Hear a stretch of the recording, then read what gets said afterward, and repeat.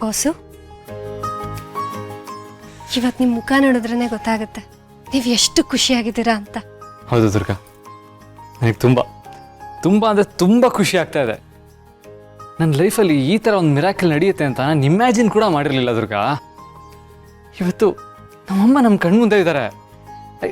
I just can't imagine. I am on top of the world.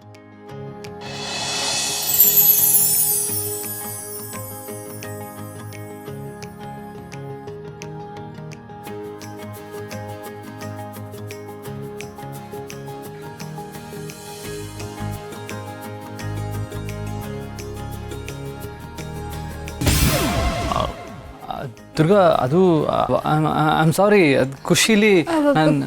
ಪರವಾಗಿಲ್ಲ boss, ಅದು ನಾನು ಅತ್ತೆ ರೂಮ್ಗೆ ಹೋಗಿ ಬರ್ತೀನಿ.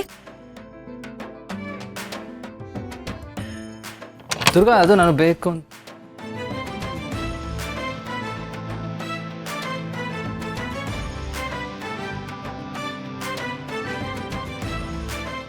ನೋಡು, ಬರೀ ನನಗೆ ಮಾತ್ರ ಅಲ್ಲ, ಗಾಳಿಗೂ ನೀನು ಈ ರೂಮ್ನ ಬಿಟ್ಟೋಗೋದು ಇಷ್ಟ ಇಲ್ಲ ಅನಿಸುತ್ತೆ.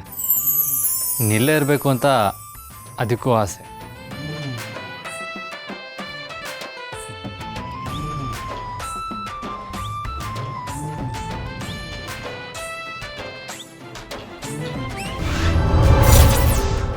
ದುರ್ಗಾ,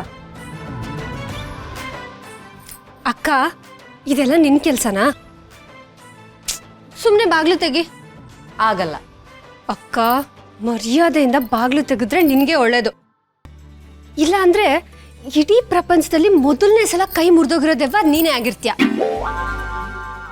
ಸುಮ್ಮನೆ ಬಾಗ್ಲು ತೆಗಿ. ಅಕ್ಕ, ನಗ್ಬೇಡ, ನನಗೆ ಕೋಪ ಬರ್ತಿದೆ. ಬಾಗ್ಲು ತೆಗಿ ಅಕ್ಕ, ನಂಗೊಂಥರ ಆಗ್ತಿದೆ. ಬಾಗ್ಲು ತೆಗಿ ಅಕ್ಕ. ಈಗ ನೀನ್ ಬಾಗ್ಲು ತೆಗಿತೀಯೋ ಇಲ್ವೋ?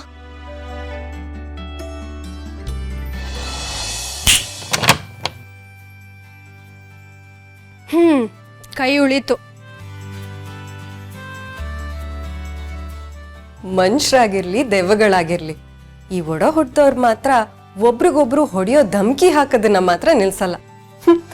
ದೇಹ ಇಲ್ದಿರೋ ನನ್ನ ಕೈನೇ ಮುರಿತೀನಿ ಅಂತ ಹೇಳ್ತಿದ್ದಾಳೆ ಪೆದ್ದಿ ದುರ್ಗಾ.